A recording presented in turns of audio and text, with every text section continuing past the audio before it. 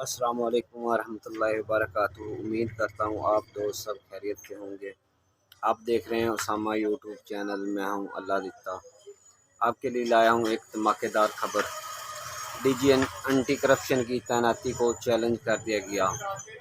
پاکستان تحریک انصاف عمران خان کے حکم پر اسد عمر صاحب نے تعیناتی کو لاہور ہائی کورٹ میں چیلنج کیا۔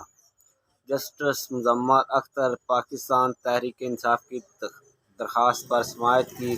اسد عمر کی درخواست پر الیکشن کمیشن، نگران حکومت، chief secretary D G anti corruption کو فریق بنایا گیا اور نگران حکومت پر الزام کیا گیا کہ نگران حکومت کو یہ اختیار ہی نہیں کہ وہ تکرار و تبادلے کرے۔ جب چیف جسٹس نے درخواست قابل سماعت ہونے پر فائل چیف جسٹس کو بھیج دی۔ مزید ایسی معلومات کے لیے ہمارے چینل کو سبسکرائب کریں، لائک کریں، شیئر کریں۔